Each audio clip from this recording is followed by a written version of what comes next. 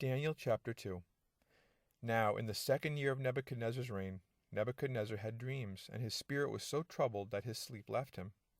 Then the king gave the command to call the magicians, the astrologers, the sorcerers, and the Chaldeans to tell the king his dreams. So they came and stood before the king, and the king said to them, I have had a dream, and my spirit is anxious to know the dream. Then the Chaldeans spoke to the king in Aramaic, O king, live forever. Tell your servants the dream, and we will give the interpretation. The king answered and said to the Chaldeans, My decision is firm. If you do not make known the dream to me and its interpretation, you shall be cut in pieces, and your houses shall be made an ash heap. However, if you tell the dream and its interpretation, you shall receive from me gifts, rewards, and great honor. Therefore tell me the dream and its interpretation. They answered again and said, Let the king tell his servants the dream, and we will give its interpretation. The king answered and said, I know for certain that you would gain time, because you see that my decision is firm. If you do not make known the dream to me, there is only one decree for you. For you have agreed to speak lying and corrupt words before me till the time has changed. Therefore tell me the dream, and I shall know that you can give me its interpretation. The Chaldeans answered the king and said, There is not a man on earth who can tell the king's matter. Therefore no king, lord, or ruler has ever asked such things of any magician, astrologer, or Chaldean. It is a difficult thing that the king requests, and there is no other who can tell it to the king except the gods, whose dwelling is not with flesh. For this reason the king was angry and very furious, and gave the command to destroy all the wise men of Babylon.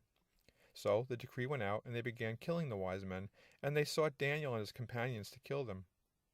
Then, with counsel and wisdom, Daniel answered Arioch, the captain of the king's guard, who had gone out to kill the wise men of Babylon.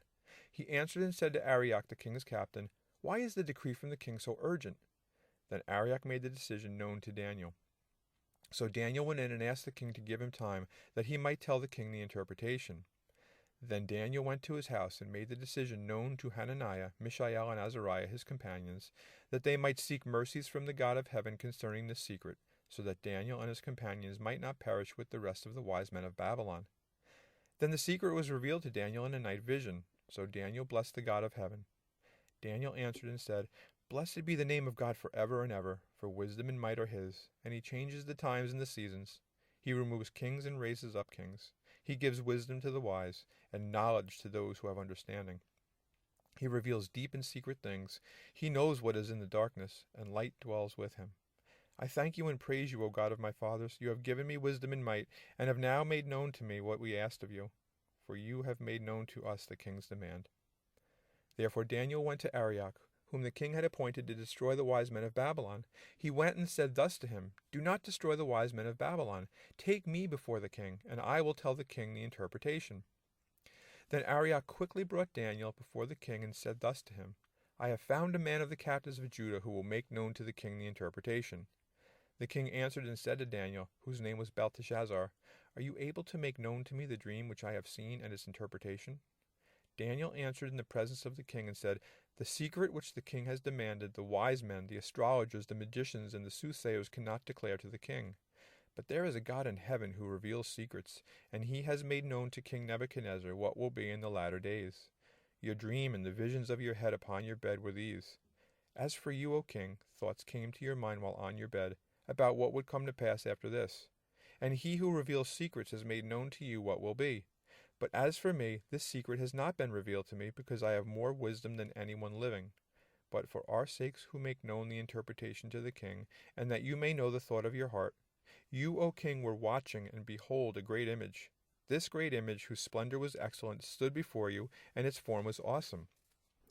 This image's head was of fine gold, and its chest and arms of silver, its belly and thighs of bronze, its legs of iron, its feet partly of iron and partly of clay.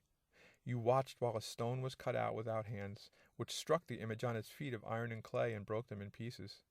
Then the iron, the clay, the bronze, the silver, and the gold were crushed together and became like chaff from the summer threshing floors. The wind carried them away so that no trace of them was found, and the stone that struck the image became a great mountain and filled the whole earth. This is the dream. Now we will tell the interpretation of it before the king. You, O king, are a king of kings, for the God of heaven has given you a kingdom, power, strength, and glory, and wherever the children of men dwell, or the beasts of the field and the birds of the heaven, he has given them into your hand, and has made you ruler over them all. You are this head of gold. But after you shall arise another kingdom, inferior to yours. Then another, a third kingdom of bronze, which shall rule over all the earth. And the fourth kingdom shall be as strong as iron, inasmuch as iron breaks in pieces and shatters everything, and like iron that crushes, that kingdom will break in pieces and crush all the others. Whereas you saw the feet and toes partly of potter's clay and partly of iron, the kingdom shall be divided, yet the strength of the iron shall be in it, just as you saw the iron mixed with ceramic clay. And as the toes of the feet were partly of iron and partly of clay, so the kingdom shall be partly strong and partly fragile. As you saw iron mixed with ceramic clay, they will mingle with the seed of men, but they will not adhere to one another, just as iron does not mix with clay. And in the days of these kings the God of heaven will set up a kingdom which shall never be destroyed, and the kingdom shall not be left to other people. It shall break in pieces and consume all these kingdoms, and it shall stand forever. Inasmuch as you saw that the stone was cut out of the mountain without hands, and that it broke in pieces the iron, the bronze, the clay, the silver, and the gold, the great God has made known to the king what will come to pass after this. The dream is certain, and its interpretation is sure. Then King Nebuchadnezzar fell on his face, prostrate before David, and commanded that they should present an offering and incense to him. The king answered Daniel and said, Truly, your God is the God of gods, the Lord of kings, and a revealer of secrets, since you could reveal this secret. Then the king promoted Daniel and gave him many great gifts, and he made him ruler over the whole province of Babylon, and chief administrator over all the wise men of Babylon. Also Daniel petitioned the king, and he set Shadrach, Meshach, and Abednego over the affairs of the province of Babylon. But Daniel sat in the gate of the king.